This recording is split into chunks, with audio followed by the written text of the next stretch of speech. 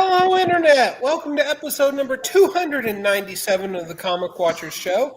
I'm Matt, he's Chad, and this is our show where we talk about comics.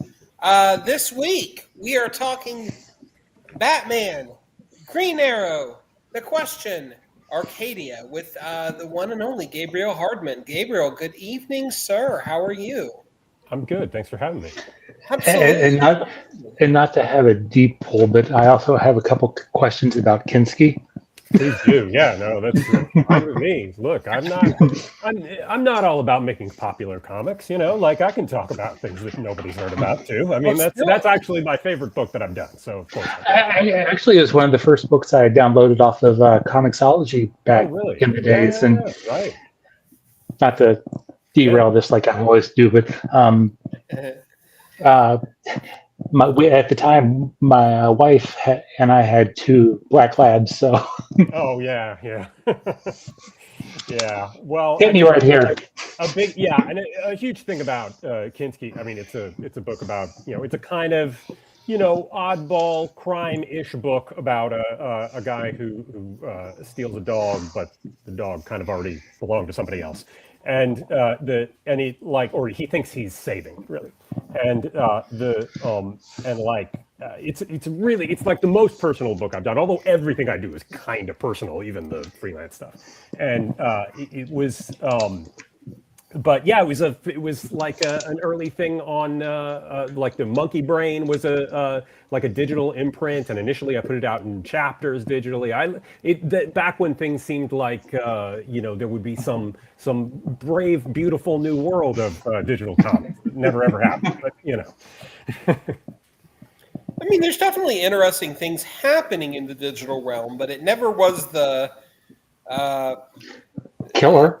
The new chapter. Yeah, I mean, I guess right. I mean, like I'm more. It's certainly they're kind of scrolling things, and there are things that are doing it in different formats. But that kind of direct translation of the kind of print style stuff never quite happened. So, I just wanted to get that out there before I forget, because sure. As soon as this is over, I'm headed to the midnight premiere.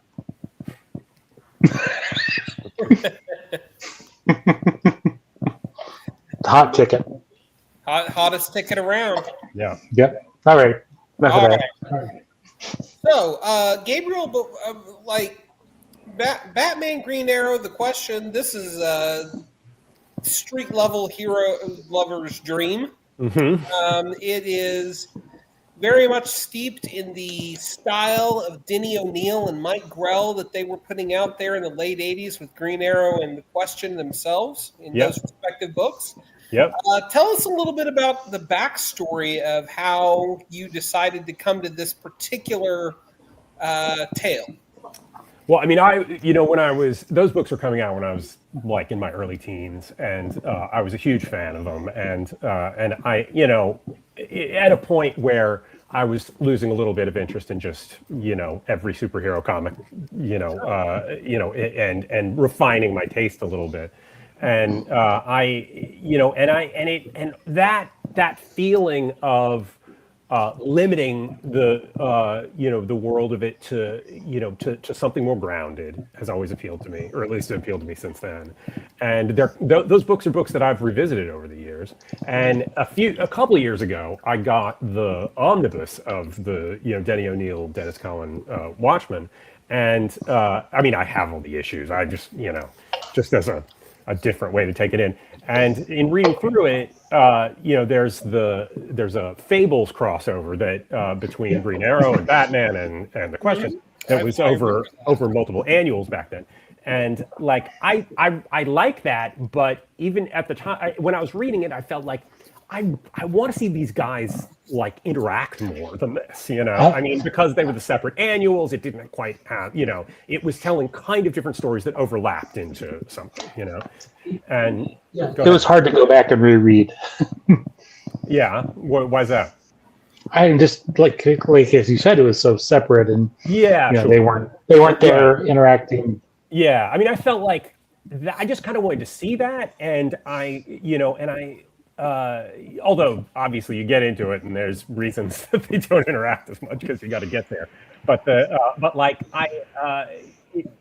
I just ended up so something that kind of was formulating a couple of years ago, and when I got chances to pitch stuff to DC, I would always bring this up, and along with other things that I bring up that they definitely aren't going to do, which happens a lot. But this was something where they were always like, oh, I don't know. I don't know. The question isn't popular. I don't know about Green Arrow. And and I was always like, I don't know. I think there's something here. I think that people could connect with this. And then I pitched it to Chris Conroy, the Black Label editor, and he, among a bunch of other things, he picked that out as the one he was most interested in. And so it really just went from there. Like and Black Label is a really good fit for it, particularly for me, because I am, I'm not saying I'm never going to do like an in continuity superhero book, but like it's not quite my thing, I like to tell a whole story. I like to interpret the characters the way that they demand, the story demands. And so I couldn't tell this story as part of the regular continuity. These people aren't even all alive and shit,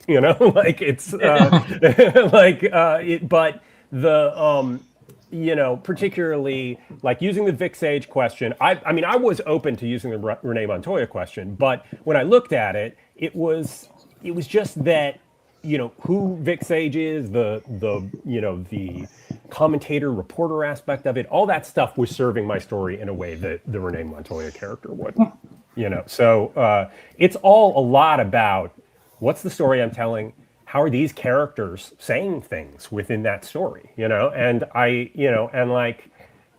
don't really like being totally encumbered by the continuity, even though the basic idea of Black Label is you start at a recognizable point with the characters and move beyond that. So you kind of mentioned that you grew up with the annuals from Fables. Do you remember the first comic book that you read and kind of made you want to continue down this slippery slope? Well, the first comic I read just at all. I'm not 100% sure what the first is, but certainly the first one that made a huge impression on me was. It's New Teen Titans, I think 27. It's one where it's part of the George Perez, Mark Wolfman run. It's the cover has Robin and Kid Flash walking away in a big white field with their uniforms kind of strewn around on the logo and stuff. They're quitting the team. Yes, 39. Just before, 30. Okay, sure. Before the Judas contract. Yes, exactly, right before that. And I've always liked. If anybody reads any of my stuff, I like kind of things that are a little bit of a downer, and I like things that are melancholy, and like even when I was 10, I liked that. So or 9 or whatever. So something always really appealed to me about that kind of slightly melancholy thing of these guys are they're walking away from what they they're doing they're not just it's like that kind of treating the coming at the superhero stuff from a slightly different angle, what I've always liked. But I was a fan of a ton of stuff, though, and certainly not all just superhero stuff. So you came to DC with this pitch, and you wound up both writing and drawing it. Now, how? Well, that's how you pitch stuff. You don't pitch stuff if you're not going to write it. So, but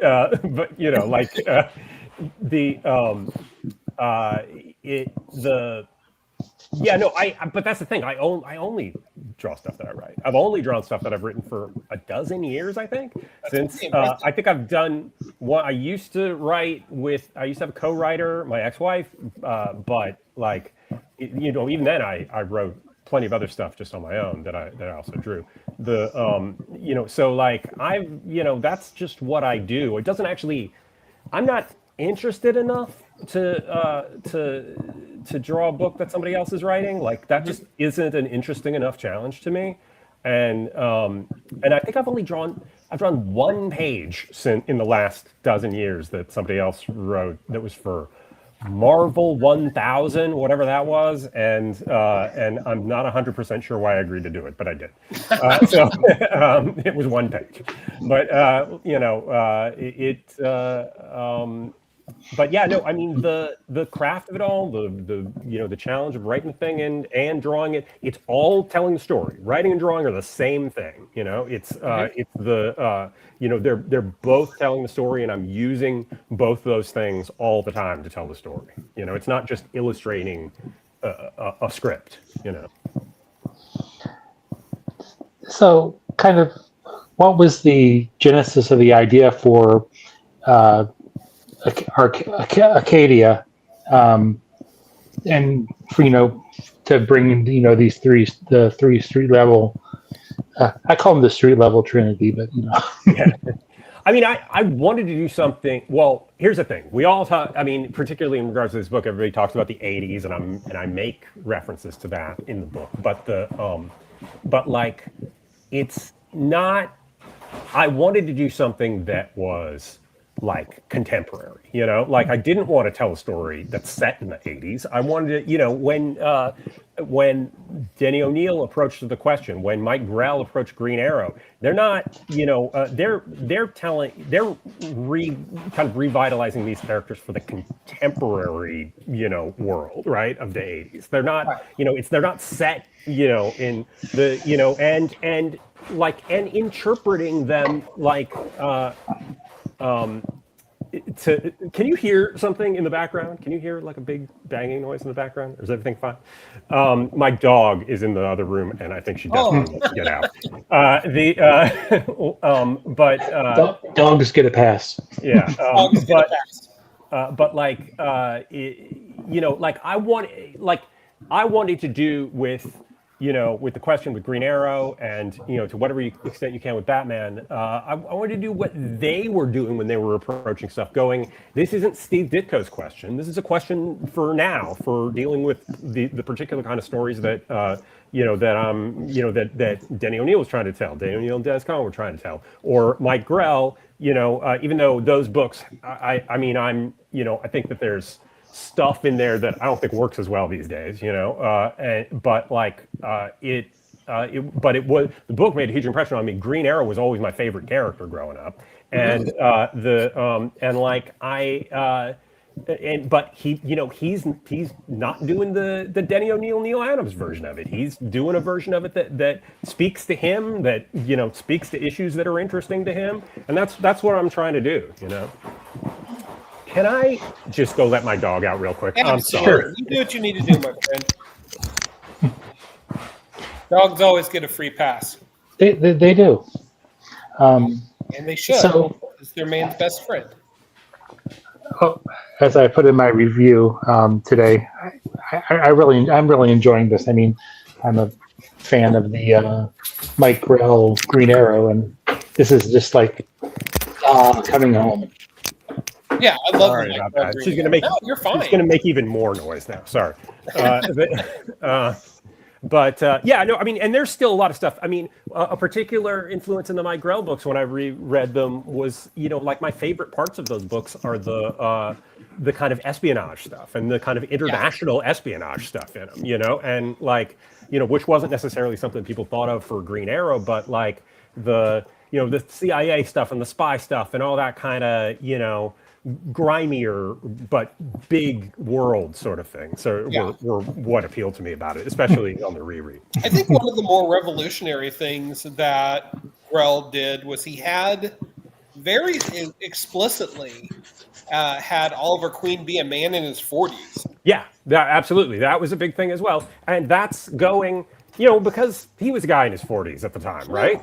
And so like he's telling personal stuff. I mean, and I'm, I can't pretend like elements of my version of Green Arrow aren't personal to me. They are. I mean, but for all the characters, I mean, like that's what I even though it's a freelance book, I try to invest personal stuff in it. There's not a point in telling the story if it doesn't, if it doesn't feel like something that's personal and I'm connected to. No, absolutely.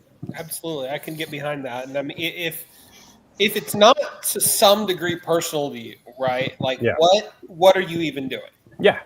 No, I absolutely think that. I mean, and there are projects that are like interesting, for some reason, maybe for a formal reason or whatever that, but if it there isn't connecting in some kind of deeper way, then it isn't what I'm not, my passion and attention span is not going to last super long. So, as I mentioned in my review that we posted today on the site, I think you've done a good job creating the foil. I mean, because he's kind of smart, but he's not Lex Luthor smart. No. He's not dumb, but he's enough to know that he's smart enough to know that Batman is Bruce. Yes. Right, but also I mean, a lot of what the book is about for me is how, and I feel like this is something that we see in the world quite a bit, that the way that people's, points of view can be so shaped by, their cohort, by people who they're around, by people who are like them, and for me, I thought it was important for Batman to be a little bit wrong at the beginning of this, for him to be, because there's just nothing interesting to me about a perfect hero, and there's very little that's interesting to me about the version of Batman who knows absolutely everything and has everything worked out and whatever. And, and that's, I mean, to me, that seems like it's not something anybody's ever going to be able to pull off. You can present that idea like I imagine it would be very effective if everybody thought that you had a solution for every single thing that was going to come up, right? But like, that doesn't mean it has to literally be true. And we all have blinders that we don't, that shape the way we look at stuff. And, and I don't see any reason why he wouldn't, I mean, it's not portraying him as the bad guy, but it's portraying him as a guy who's, not seeing, some things because of his biases. Mm-hmm. Now, does the I can't remember his name right now, but does the bad guy have any Rotha? Yeah. Okay. Any current day equivalent or somebody you modeled him after? No, I mean, no, there's nothing. It's not that specific. I mean, I don't want to get that specific with it because I don't want it to be like so easy to just go, oh, it's that guy and blah blah blah. And also, I want to make somebody that's a little bit more like, where you don't 100% understand their motives. It's not just like he's Donald Trump or he's Elon Musk or whoever, right? Like it's, I want it, I don't want this one-to-one thing. I want to be able to have, have characters that feel a little messier than that and that have motives that are a little messier than that, like that's what's interesting to me. The grayer stuff. That's real life. And that's, the best villains in popular culture are the ones where you can kind of see their perspective and what they're doing, but at the same time, the way they're going about it is wrong, or they've gone too far. Yeah. Or something of that nature. No, I think so. I mean, I think the best villains are, it's often said that they're ones who have motivations that are understandable, So it's, even if they're doing unethical things or whatever, I mean, and, and that it doesn't make it okay to have understandable motivations, right? But it is, but it makes it more interesting to tell the story. Most definitely, because it creates a gray zone. Yeah. It's not just black and white. Yeah. I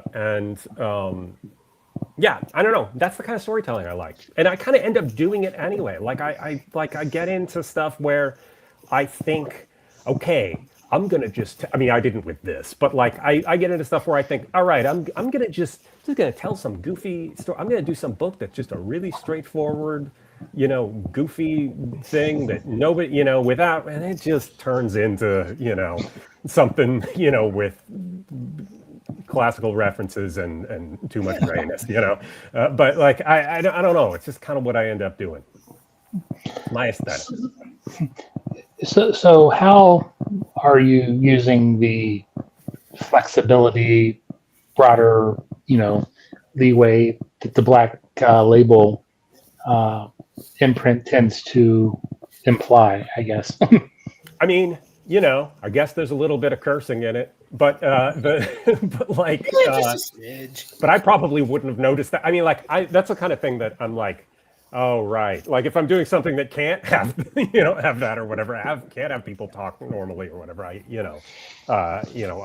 have to censor it. But like I think that the most important thing is probably something that I've already sort of covered, just that it gives me latitude for how to tell this story. And in theory, Batman can die. Everybody, any of these characters, they this is a world that's separate from from the other one to a degree that like it can keep going off in different directions, and it doesn't have to. The most important thing to me is that if it's an in continuity book and you do it, you kind of have to leave them back where they started. You kind of have to leave you got to it put the toys back in the toy box. Yeah, exactly. And because somebody else is going to come along and they're going to and they're going to have to clean up the mess you made and everything, right? So for this, if there's another follow-up miniseries, which I would like to do, I just have to deal with the mess that I made, and I like that. I like making some mess that I have to then go further with, and go in directions that you wouldn't expect. Now, is this going to be a 5 or a 4 issue? It's 4. It's 4. There's 4 32-page. Yeah. Okay. So the next one comes out in February, and then the 4th one, hopefully. I am slightly late on the 4th one, but I've had a lot. There's been some personal bad stuff that's gone on. Life happens. Got me a little late. And when you're a one-man show, yeah, there's no fallback. that is true. But I do like the one-man show part of it. Sure. Well, you have a colorist. Absolutely, yes, absolutely, and letterer Simon Bolin, and they're all doing an amazing job, and absolutely, it would certainly take me quite a bit longer if I was doing all of those things myself, and certainly the colors and letters, particularly the letters, would not look as good. I mean, I did this book called Invisible Republic at Image, and I lettered the first arc of it, but I never gave myself credit for doing that because I didn't particularly think I was great at it, and then I would just, I kept putting. Like a thing in a kind of letter column or whatever at the end of it saying, oh, I forgot again to credit the letterer this issue, and sorry about that, and then made up a fake name and apologized to him, right? And at one point, the pre-press guy at Image wrote to me and was like, hey, there's still enough time to go back and put the lettering credit at the front of this. And I was like, no, I'm just making all this shit up. I lettered it. I just don't want to have to take the responsibility. So, kind of go through your process, because it does have that very gritty Mike Grell style. Do you work traditionally? Do you work digitally? Do you use both? I work I draw traditionally on paper. I mean, I scan the stuff. I make adjustments digitally. Sometimes I make changes digitally, but it's not so much about being precious about the traditional work. It's more like that's the way I like to draw. I like to draw on paper. I feel like if I can have a whole bunch of pre-made brushes that make things look, grimy and sloppy, but like why? Like I get more, like interesting improvisational textures on, on with real ink and paper. And but it is, it is a production thing, and it all gets scanned and it all gets cleaned up digitally, and and digital is an element of it no matter what. That's how I submit the pages.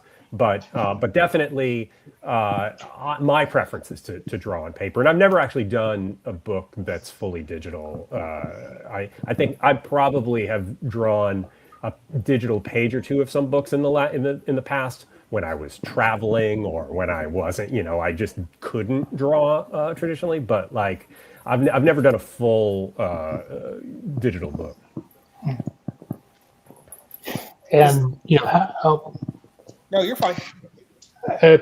what's time wise? Going from writing the script to the art. About how long does is that breakdown? If or Well, it's a little slippery, but it's. I'm not sure that I even know exactly time-wise, because I'm always doing a bunch of different things at the same time. I also have a career as a storyboard artist for movies. I do a lot of stuff, but the thing that I mean, really the most important thing for me about, well, okay, so I do write full scripts for this stuff because it's a freelance job, and it's important for me, even though I'm always offered to just write a plot or or whatever to save time. For me, it's kind of like important to write full scripts with everything broken down and with all the dialogue up front, so that everybody knows exactly what I'm doing, and and I don't have, I mean, I hate having to like make changes later and having to, having things that were unclear be like, oh no, you can't do that, So I just want to make sure everybody knows what's what up front.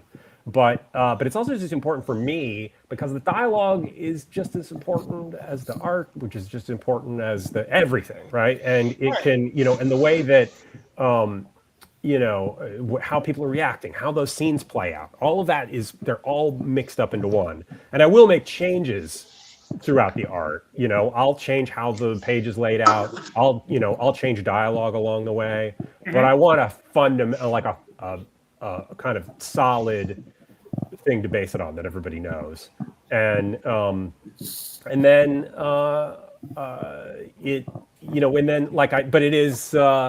but it always is revisable. The fact that I'm doing everything means I don't really have to consult with anybody to make basic sort of changes, move panels around, change the tone of a thing or something.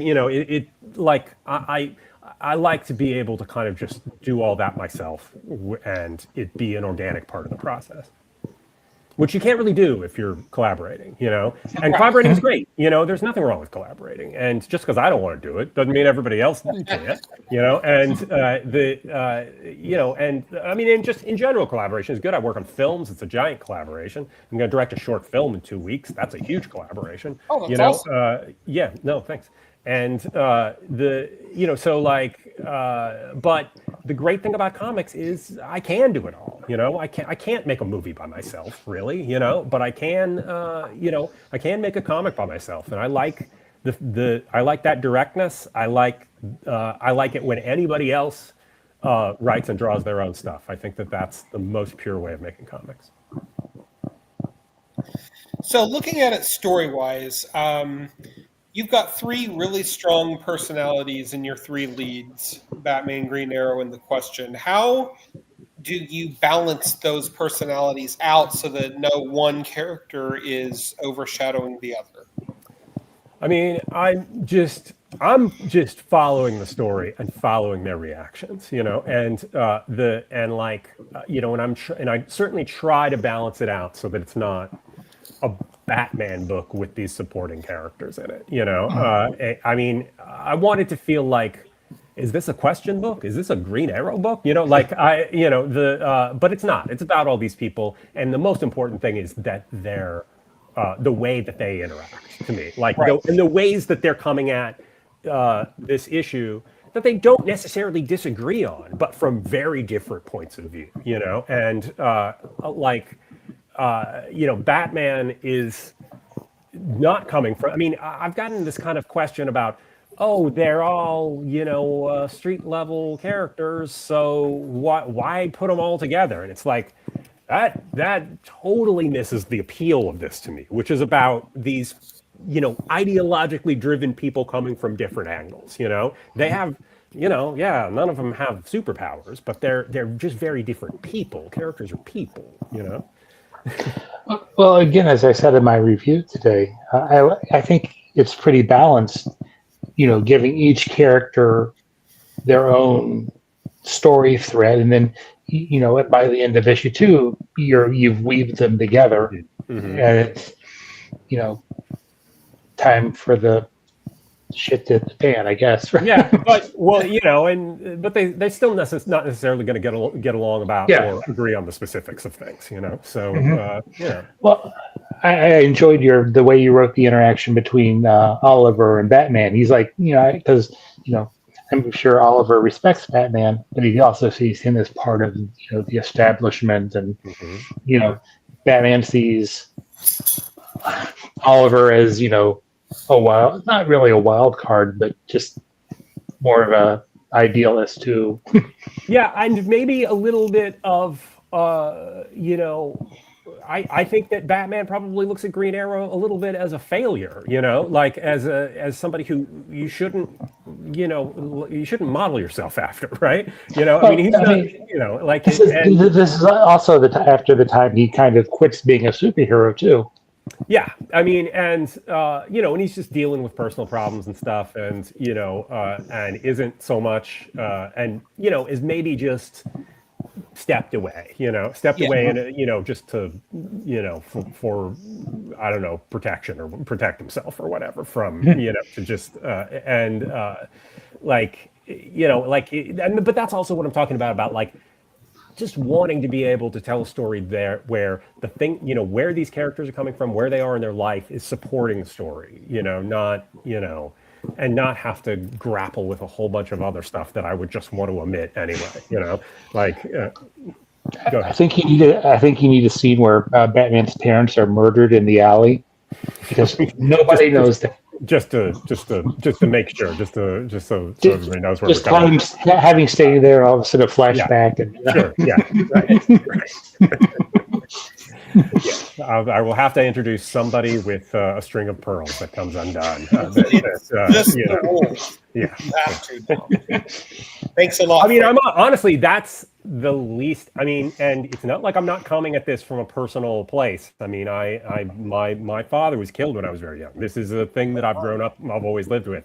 But I find the idea of this kind of infantilized Batman, who a guy who cannot in any way get beyond the thing that happened to him as a kid, is not as compelling to me as an adult who is shaped by that, but it has to make different kinds of decisions based on the realities around him.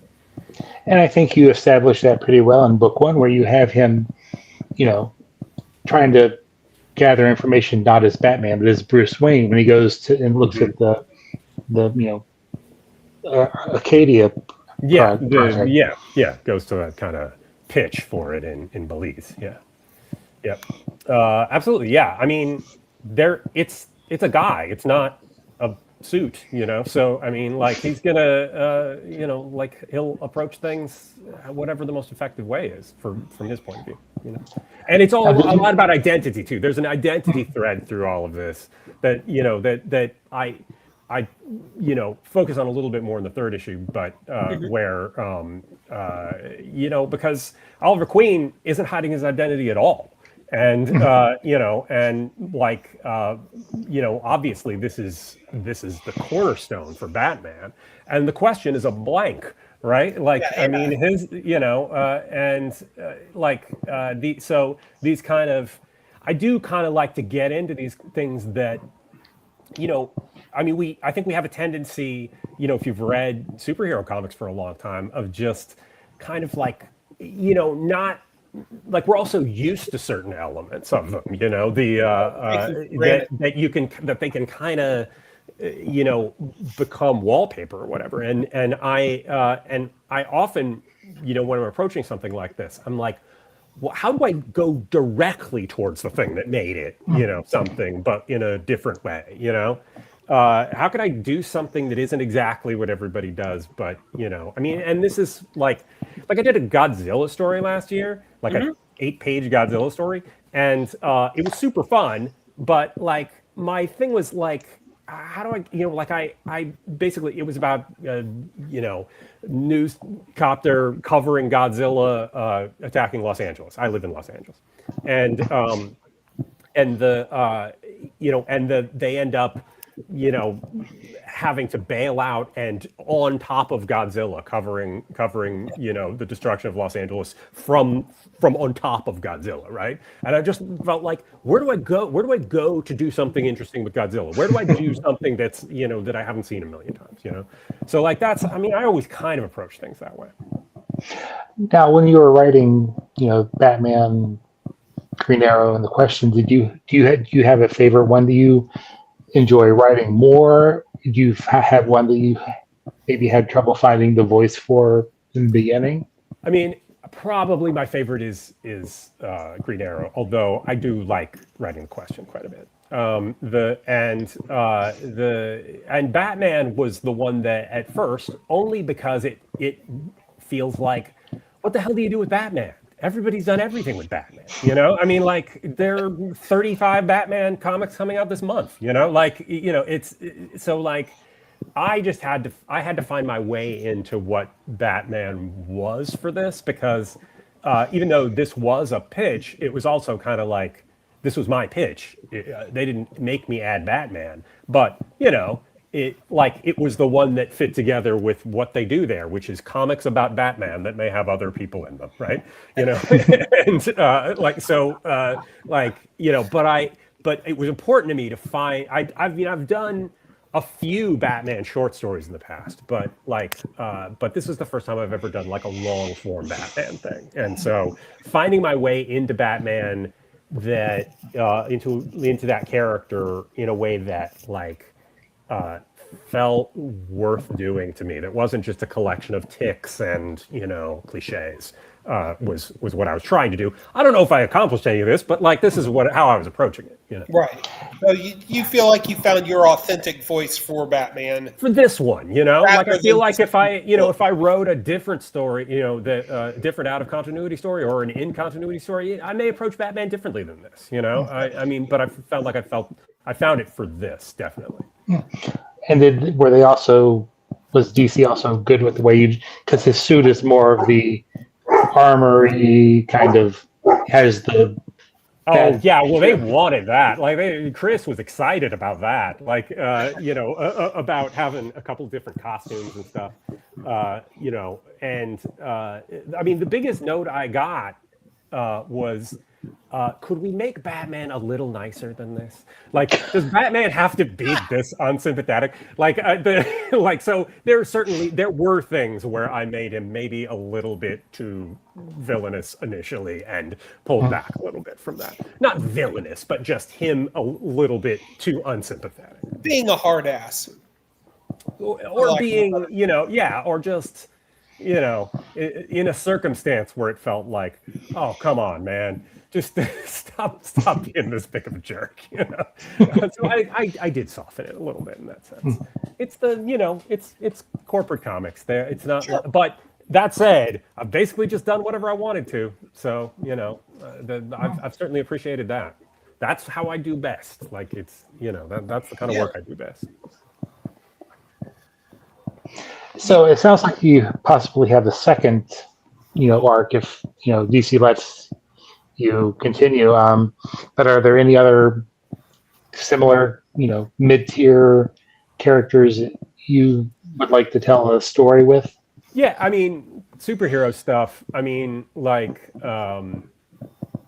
Primarily, I want to get back to doing some creator-owned books. But but as far as other stuff that superhero type stuff, I would like to. Oh, the inexplicable one I want to do is Hawkman, or a Hawk World type of book, right? Cool. No one wants that.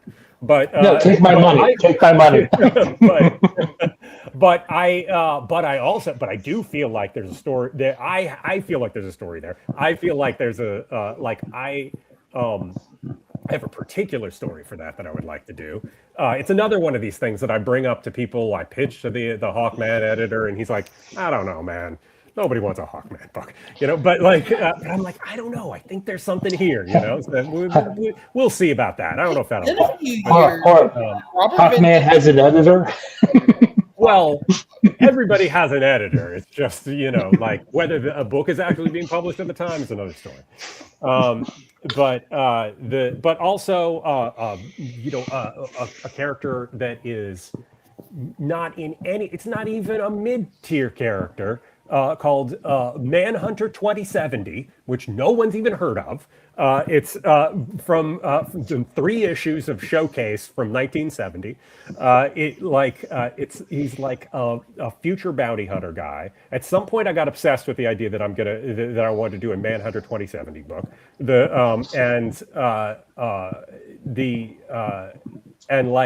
I feel like it's a book set in the future. It's still in 2070. It's now only a bit in the future of Sure.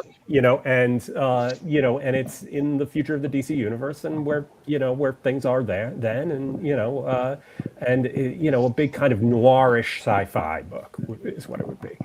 That would have elements of other things that people might actually find appealing, as opposed to Manhunter 2070. But I think that there's a lot of stuff like that. Maybe the Doom Patrol. I did a reread of every Doom Patrol comic this last year, I'm impressed. What's that? I said I'm impressed. Oh yeah, I also read. I've been at least for the last year and a half or so, I've been reading long runs of comics, just as a kind of, and a lot of novels and stuff too, but just, I don't know, coping mechanism or something. And so I'd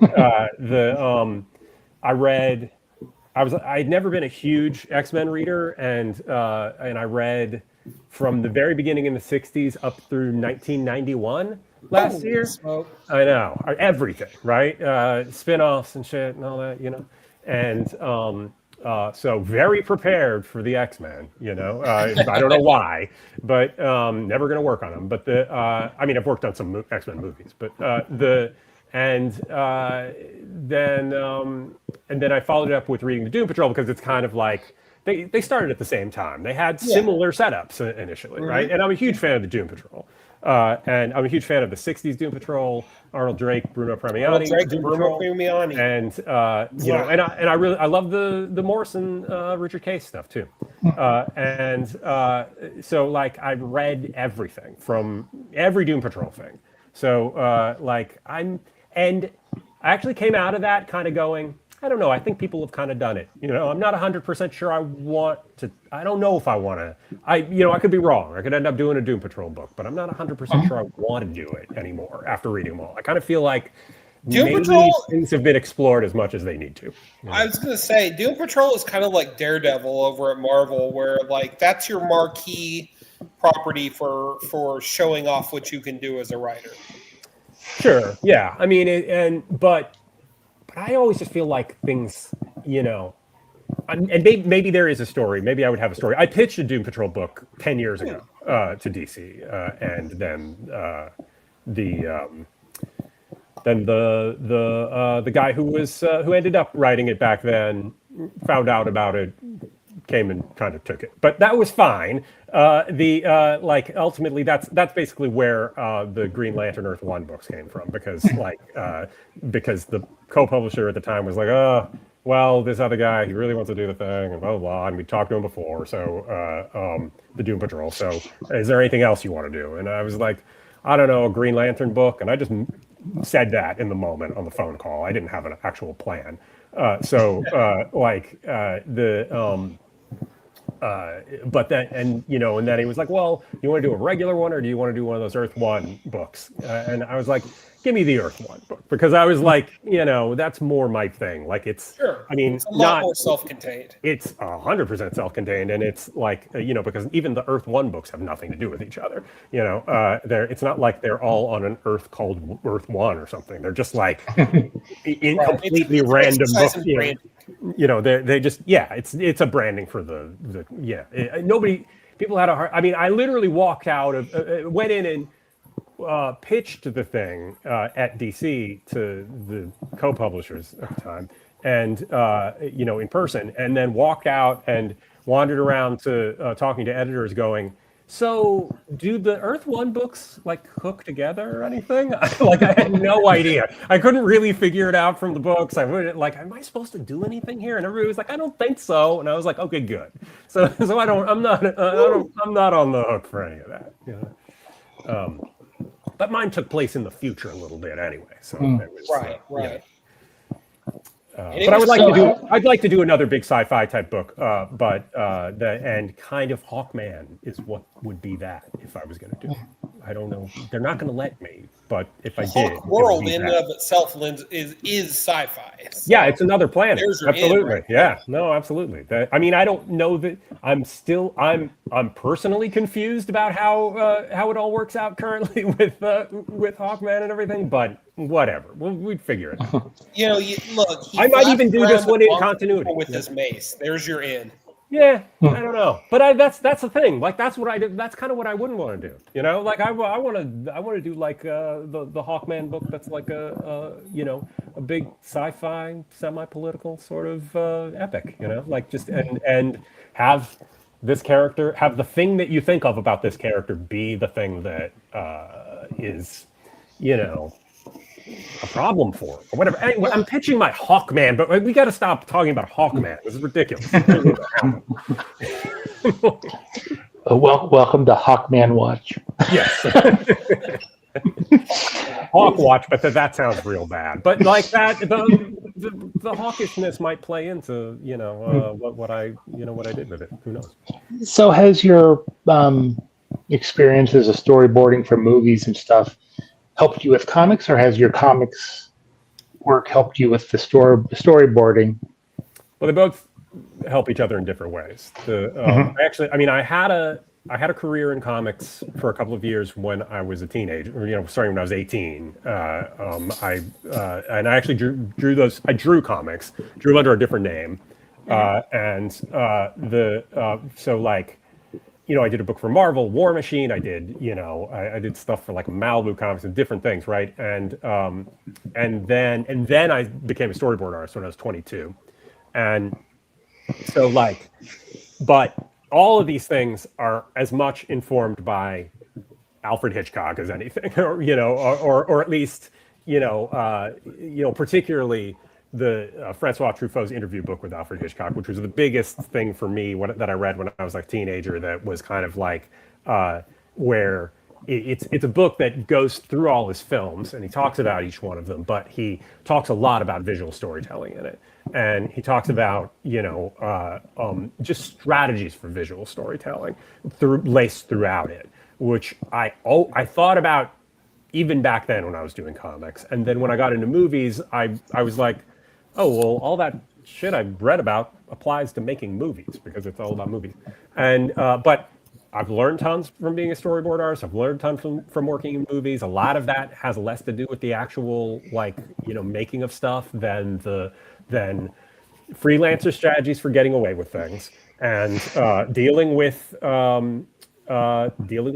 egotistical directors who, and that could be anything, right? Like dealing with people who are, navigating these kind of power dynamic situations of work and intense stuff like that. And so they both inform each other. Definitely the film work does inform comics. It's just that they're two very, very different medium. And in movies you can, you can essentially have as many shots as you want to describe whatever you want. It's something that it's a storytelling medium that exists in time, and comics don't. Like they're, so movies are very expansive storytelling wise, and comics can be expansive in that they can go on forever, but moment for moment they're kind of poetry, right? They're very you're picking the exact right word, you're picking the exact right image, and you don't have room to just go on and on. There's a finite, for most comics, there's a finite amount of space. So that's but the challenges of each of these things are what make it interesting, though. And I'm not trying to make comics that are like movies. I'm trying to tell stories that work in that form. So, what do you know now that you wish you had known when you started? And part two of the question is, what's the best advice you ever got that has helped you in your journey? What do I know now? In some ways, I know now that I can deal with people with big egos, or people with people who are not. I growing up, I thought, well, I've got to, I'm not the best with authority. When I went into movie stuff, I thought, I'm not going to be able to do this. I'm not going to be able to not get fired, right? I got fired off of a comic, before that, but for saying something, untoward to an editor, but probably just that,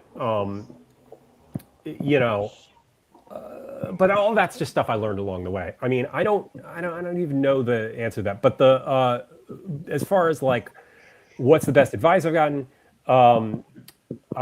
there are a lot of really kind of simple core things that a lot of the best advice I've gotten are storytelling things, or process things, and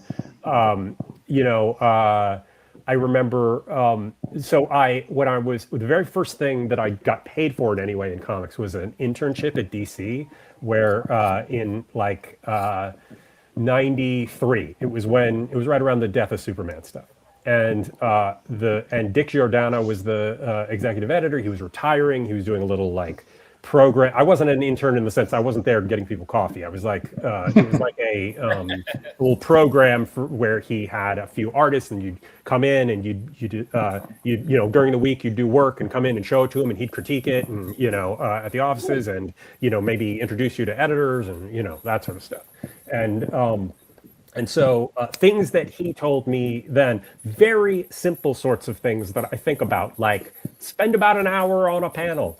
It's going to be more, it's going to be less, but absurdly practical stuff like that. Other good advice I got was from I've worked with all these big movie directors, right? Like Christopher Nolan and Sam Raimi and Steven Spielberg. And I've learned, although I did learn quite a bit from Spielberg, but a lot of he knows some things. But yeah, he does. But a lot of what the foundational stuff I learned was actually from people like Rob Bowman, the guy, an X-Files director who I worked with on the first X-Files movie, who had been a TV director, and but he was really committed to telling stories visually and being, and not just being a hack. And he taught me loads of just simple storytelling things that I apply to everything. Put something in the foreground, or have the thing, lead your eye towards the most important element in the frame, using the composition or whatever, all that kind of stuff. I think that I kind of learned a lot from Rob Bowman, actually. That was really early for me. I was 23 when I was working on that. So,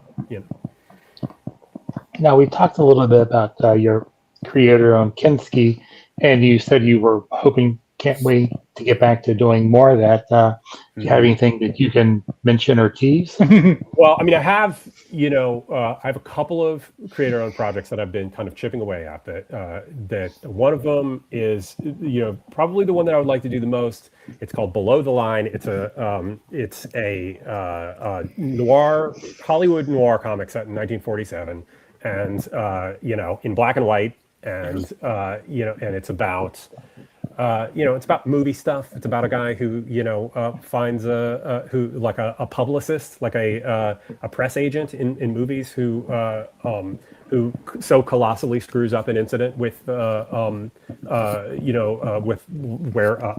he screws up, like back then, the studios would cover up big terrible things that the actors did, right? And and this guy doesn't manage to cover up the big terrible thing, loses his job, ends up at the bottom rungs of Hollywood until someone comes along and is like, hey, there was more to that story, you should investigate it, and and so it's a kind of unlikely detective noir story. That's something I really want to do. And will do, and I also have a horror comic that's kind of a big, epic, long-form horror comic, actually, that I would love to do. I would love to do it like, issues coming out, right? Like, in single issues. This was inspired by in one of my rereads was like, I read every Tomb of Dracula. I read all of the Marvel horror comics from the 70s, right? Last year at some point, and had been thinking, oh, I want to do something like this. I want to do just like, it's just going to be dumb and goofy. And it didn't really turn out that way. But it's still, it's something that it's got monsters in it and stuff, but it's like, it's more than that, and it's also a little bit tied to a one-shot comic that I put out like 10 years ago called The Belfry. That was a very kind of like raw one-shot horror comic at Image, and there are kind of supernatural elements of that tie into this book. So we'll see how I publish that, though. I don't know how. I'm not 100% sure how to publish any creator-owned stuff right now in this market, but You've done, am I correctly? You've done a couple of Kickstarters too. I actually never have done a Kickstarter. No, Okay. I mean, I've done, I've helped out with other people sometimes, but but I've never done one of my own. I mean, whether or not that's the right thing to do or not, I don't know. I mean, it's something where, presumably you can offer the book to the direct market and stuff after that. But like the downside to me about Kickstarter is I want people to have access to the book. I don't just want people who already know and are already fans or whatever to get it and read it. I want I want people to be able to discover the book. So, and also doing Kickstarters are a big hassle, but that I may not have the patience for. But but it's it's more a distribution question than it is a getting paid question. I'll do the book either way. It's it's a question of how do I distribute it and how do I get it to people? But it's an open question that I'm figuring out. Well, okay. Well, it seems like we were approaching the end of our hour. So if you were to pitch Arcadia to a new reader, how would you pitch it to them? Like, let's wrap up where we started. Well, I mean, it's it's a ground level contemporary superhero book about about these Batman, Green Arrow, and the Question, who are all ideologically driven and coming at it from completely different points of view, and the drama of their conflict is the center of the story. It's about it's got environmental things, it's got elements, it's got contemporary political elements, but it's not the book is not ideological. It's it's taken a look at all of these things, right? Sure. And I'm not out to tell people what to think. I'm telling a story and letting you in on it. So if that's not an elevator pitch, sorry, but the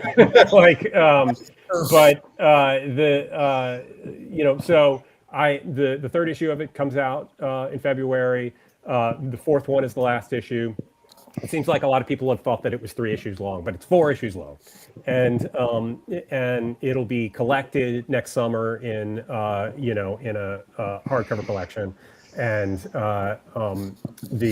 which we're working on putting together now, and it's something that is personal to me, and I'm really excited about it. And I've been it's been gratifying that people have been into it. I think that's been a real positive for me. And I've got a couple other things that are going to come out. I've got I'm doing one of those silent GI Joe comics. Cool. Yeah. Oh, that's right. Which was just, that was appealing for me just as a formal exercise, to get the chance to do a silent book, and then I'm doing a one issue of the Twilight Zone comic from IDW it's going to be in black and white. It's I love the show, and I love the challenge of trying to make something that fits into that world and tone and everything, and I think it's actually going to be a slightly less nihilistic story than people would expect from me. It might be almost heartwarming. Oh man, I don't know what to do with myself. There's a tagline: almost heartwarming. Almost heartwarming. Well, Gabriel Hardman, thank you so much for hanging out with us tonight. Thank you for your time. We appreciate all the comics, and keep doing it, man, because you're doing great. Well, thanks a lot. And I feel like I'm going to have a lot of comics out in the next couple of years. So hopefully people will go along with that. And I appreciate you having me on. I just want to say, I appreciate you for coming in, because it was kind of a cold contact. Sure. But I'm enjoying the nostalgia that I'm feeling from the book. Well, great. I'm glad. I knew somebody would. I knew people would buy into that. That aspect of it. Even when people, even when some editors didn't believe it, but Chris Conroy did, and that's why we got the book coming out. He's the editor's editor. Yeah. So, all right, Mr. Chad, who do we have next week? Sweeney Boo is coming. She's going to be talking about her contribution to the DC Valentine's issue, and I think she also has a graphic novel coming out. Awesome. Don't quote me on that. All right. Thank you all for listening. Thank you for supporting us and the Comic Watch website. We will see you next week with Sweeney Boo. Till next time, get out there, do some good in the world, and whatever you do, don't be a jerk. Thank you kindly.